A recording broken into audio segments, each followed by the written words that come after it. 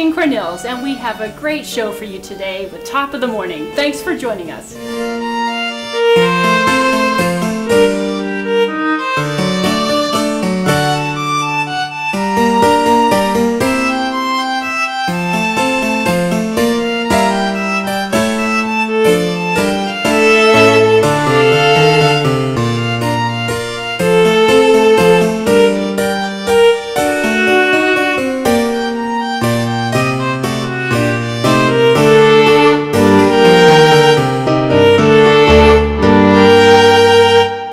Welcome back. We're excited to be able to talk with Dr. Alice Manicur today, and she is being inducted into the Maryland Women's Hall of Fame in the month of March, Women's History Month, and we're very excited to be able to talk with you and learn from your experiences as well. Well, thank you. And Dr. Manicur, I understand you have a PhD. You have EDD. EDD. Okay, EDD. That's Doctorate of Education. Okay, and you've influenced the lives of many college students. Well, I understand you grew up on a farm. What did some of the growing up on the farm teach you? I grew up on a very small garden farm, about 5 acres. It taught me how to work as a family. To earn a living. To work together. Work together as a family. And the work ethic was instilled in us very early because working in that garden helped provide the food that we were going to eat for the year round. Back in the days when I was a child, we canned and put away food for the winter. Because we were a large family, we did not have refrigeration at that time. As a way to be able to preserve the food for the long term. Exactly. Yes. Exactly. And actually, I must mention, I apologize for the sounds in the background, but we've got people coming to prepare and to attend the ceremony that you are being inducted in, that Dr. Manicur is being inducted in, and so we have a little bit of background noise, but hopefully you can hear both of us. And now throughout your career, you were helping your family financially, and including, I understand, the educational expenses of your brothers. Exactly. What drove you for that to be such a priority? For years, I felt as a child that I would like to explore more of the world. I became involved in reading the National Geographic in school. And that was a magazine, right, that came out monthly, right. And it still does. Yes, it was in the library. So I became very excited about the world, and I knew that in order to get any of that opportunity, I would have to work and earn my living because my father made very little money in the coal mines at that time, so he worked in the mines. And we did not have any spare money for anything. So I became interested in work. Even as a student, I worked in every way I could to help out. So the work ethic was part of my life all through my life. And I never hesitated to take on a job that I knew would help me in any way at all. Wow. Well, and I'd like to hear about some of your experiences as Dean of Students for 46 years at Indiana University. No, at Frostburg State University. Frostburg State I was University. at Indiana. That's where I got my degree. Oh, okay. And I worked also in the residence halls there. And I also worked at McMurray College in Illinois for 3 years between my master's and my doctorate degree. But at Frostburg, that's where I've spent most of my life. And I was brought there to create a program of student affairs, which is the housing and the health services and the counseling and the student aid, all of the services that students benefit from in college. And I was brought there because at the time that I went in 1960, there were very few women administrators in any college because it was not the place at that time, because men usually had the vice president's jobs and the dean of students jobs and jobs that sort of work with students. it was a very, very visionary thing for the president of that college to want to put a woman in that position. And how did you find the reception? Did they take to your ideas and the programs you created? Yeah. Oh yes, they were ready. It was a very, very small school then. It's now 5,000 or 6,000 people, but it was just right at turning into 1,000 people at that time.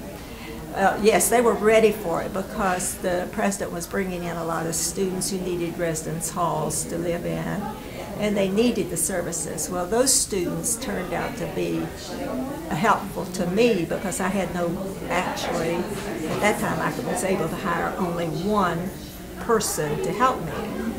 And sounds like a very small crew. It was a small crew, but the students pitched in and helped me, and some of the people you hear out there are some of my former students. Is that right? Yes. So have you kept in touch with some of your students? I keep in touch with many of them, many of them. We formed great relationships, and at this point, those students who have graduated at least 50 years ago are contributing to the college. So we have created an institute in the name of one of our professors. And oh, is that right? What is the name of that institute?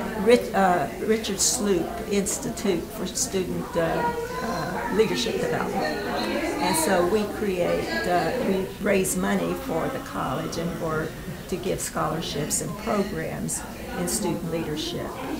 So we've kept a very, very close relationship. And what kind of influence do you like to have on the students coming through? What are some of your goals when you are working with the students? When I'm working with the student, I like to give them the opportunity to develop. To develop? Grow. Oh, wow. Like their skills, their leadership skills? I like to help them learn to do what I'm doing. Wow, in that that's sense. fantastic. Good programs that create the opportunity for them to develop leadership as they go along. And many of these people are in prestigious jobs now. Is that right? Yes. A couple examples, maybe? Well, you have some in your government. Right Is now. that right? Uh-huh. And we have a member of our board of trustees who's one of our graduates. We have people who have owned insurance companies in this state. We have some people in the House of Representatives, what do you call it? The delegates? Delegates. Yes, yes. Yeah. Well, so your accomplishments really are seen through the accomplishments of your students. That's exactly. That's fantastic. That's the way I like it. I like to be in the background. I like them to enjoy the development. And is there any advice you can give to young women who are starting out their career and looking ahead and making decisions on education and jobs to take? Well, I think patience is required. Patience. Yes, patience is required. And instilling a good, solid work ethic. Don't worry about what you're going to achieve. Just worry about how you're going to help others. And by patience, you mean patience, too, for not necessarily getting that prized job right away. Is that the kind of patience you're talking about? Absolutely, absolutely. I always say, don't worry about getting your hands dirty. You know, get to the bottom, work from the bottom up. Oh, I see. And you really, young people can grow very fast that way. Right. Because they show leadership that way. Dr. Alice, thank you so much for joining us, and congratulations again on being an honoree this evening. Thank you very much. Thank you very much for joining us. We'll be right back.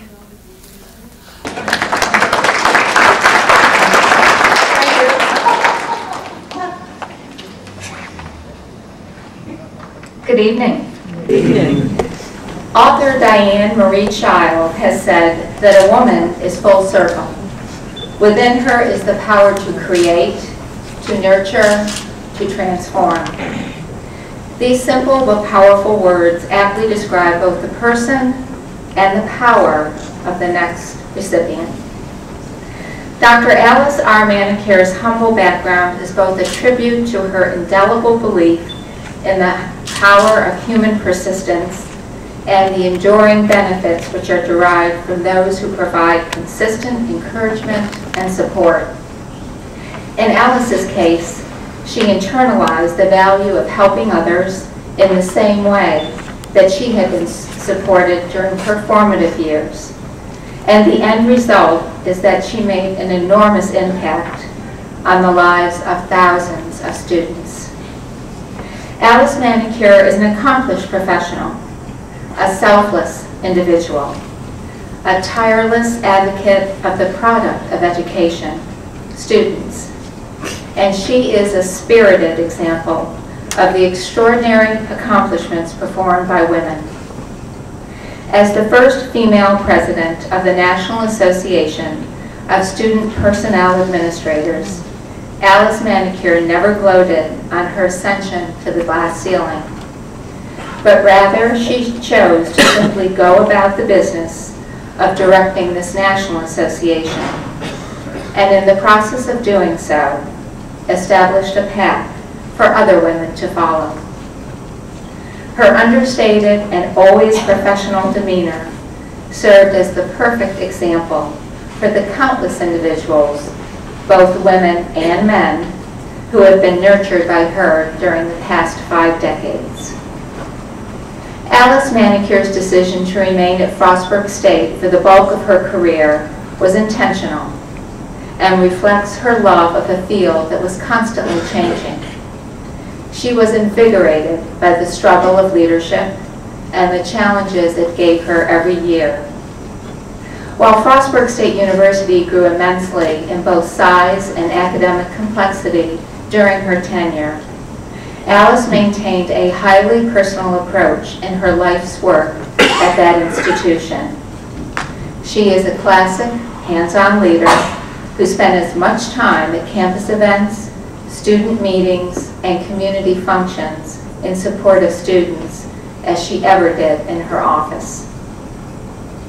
I am joined in the audience by a number of individuals who have benefited from Alice's extraordinary gifts, and we celebrate her induction into the Maryland Women's Hall of Fame. Absent physically, but with us in spirit as a devoted admirer of Alice Manicure, is Dr. Catherine Guerra, president of Frostburg State University from 1991 to 2006, and a fellow Women's Hall of Fame inductee in 1997. In her letter supporting Dr. Manicure's candidacy, Catherine wrote, "Alice Manicure has probably had more influence on the development of Frostburg State University than any other single individual. Fine presidents and senior academic officers have come and gone and left their marks, but none has been more visionary and responsive in developing programs to meet the needs of students. She remains a paradigm of the caring professional, and to those of us who are her colleagues, she is a veritable icon." Would you please help me congratulate our veritable icon, Dr. Alice Manicure.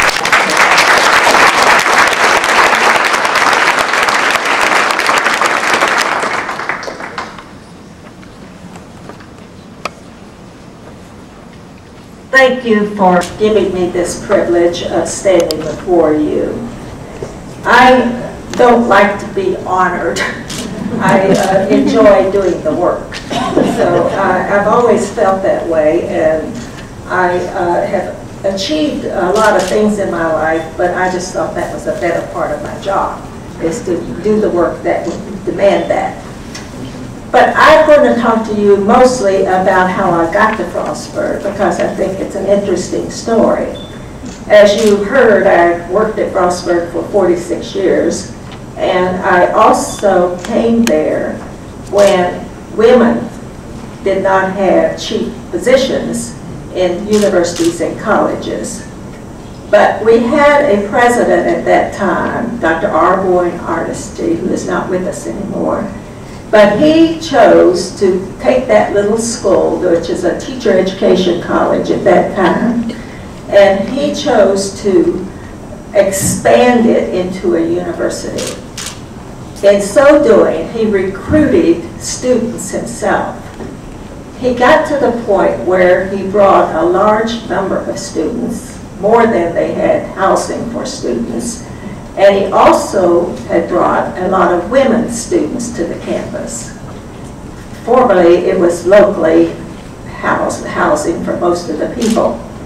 So he decided that we needed to have, or he needed to have, a woman administrator on his staff to deal with the issues of women. So therefore, he called the local chapter of the AAUW, which is the American Association of University Women, and asked if they could recommend somebody to come to be a candidate for that position. He went to that organization. They advised him to look at the national organization because they would be better prepared to recommend someone. He did that. The national organization at that time had a woman on its executive committee who was from Indiana University in Bloomington, Indiana. So they immediately asked that lady, Dr. Roberts, if she would check with University of Indiana University to see if they could help us out. They did call the university, who immediately went to the head of the student affairs area, which had a training program in Indiana to train people to be women administrators.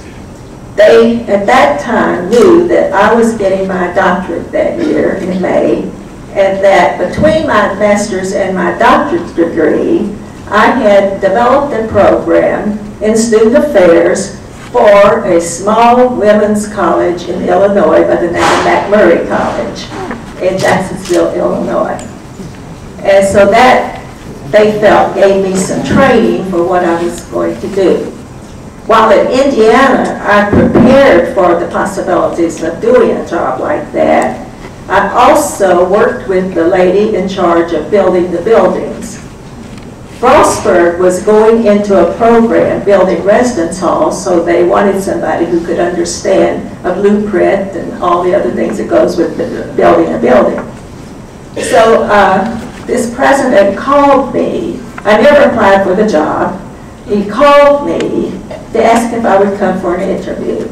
I said, I don't even know what Frostburg is. Never heard of it. And so he says, well, I can tell you how to get here.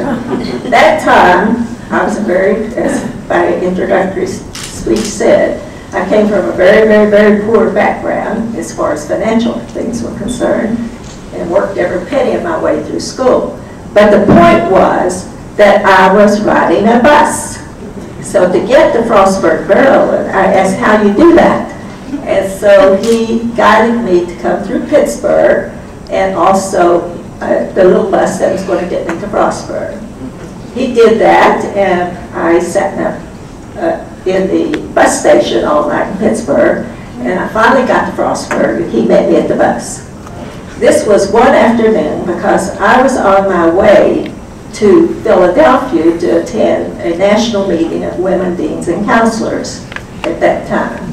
And so he said, well, you could stop by and visit with us, and then I'll take you back to the bus station and you can get a ride.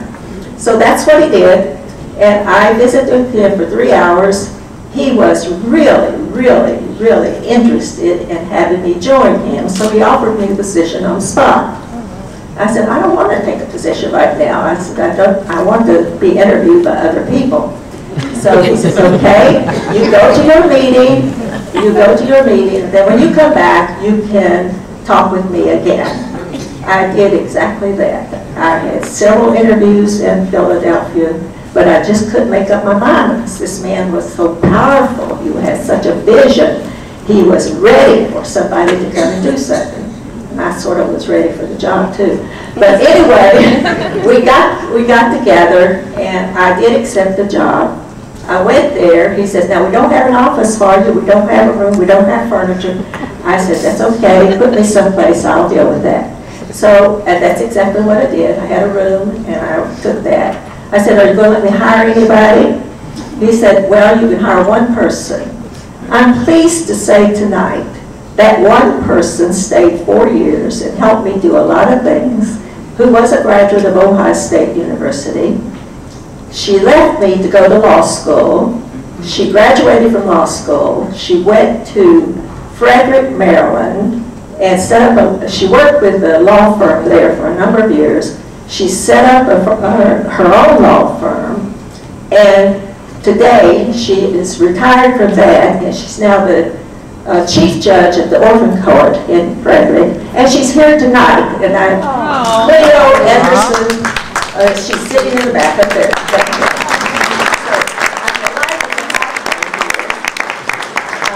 We became lifelong friends and have stayed connected all these years, even though she went one direction and I the other.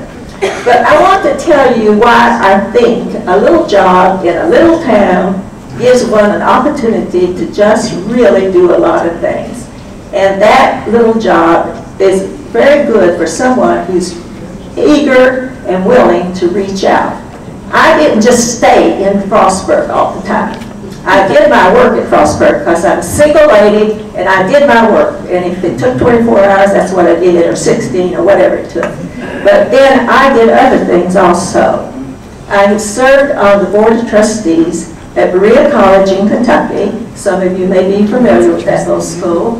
I'm a graduate of that school. And so I served on that board, the alumni board for 5 years, on the Board of Trustees for 12 years. I have served as the president, as you've mentioned before. When I was served as president of the National Association of Student Personnel Administrators, they were all men. There were no women to speak of at all in those positions. But they put me on the board in 1971. 1976, I was president of the organization. The job for me was, when they put me on the board, was to see if I could increase women interest in the association. Well, I organized the whole United States into 6 regions, and I nominated a woman from each region, and I asked them to recruit women for NASPA. And that's what we did, and we have now twice as many women as we have men. We now have an organization that trains women to be into the profession, and that profession finally named me as the name of that organization is the Alice Manicure Symposium. So I've done a lot of things like that that helped me. But most of all, I also travel a lot throughout the world, all 6 continents, 100 countries and things of that sort.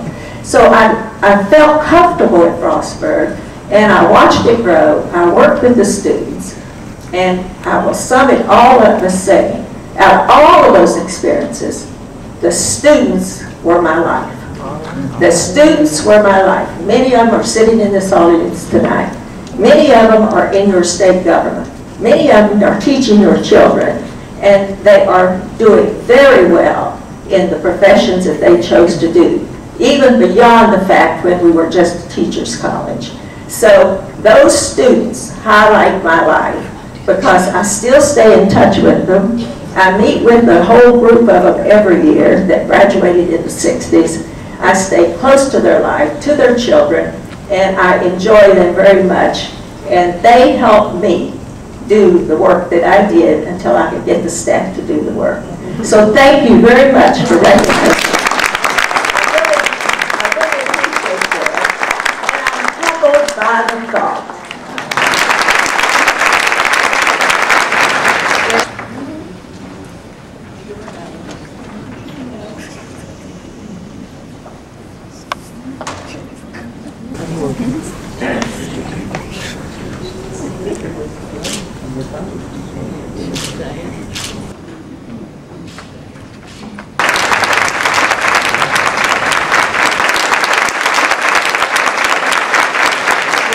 Well, we hope you enjoyed the show today. It's been so wonderful to be able to meet these distinguished women. I'm glad to be able to learn something from them myself, and I hope you did as well. Keep tuning in, and we will see you next time.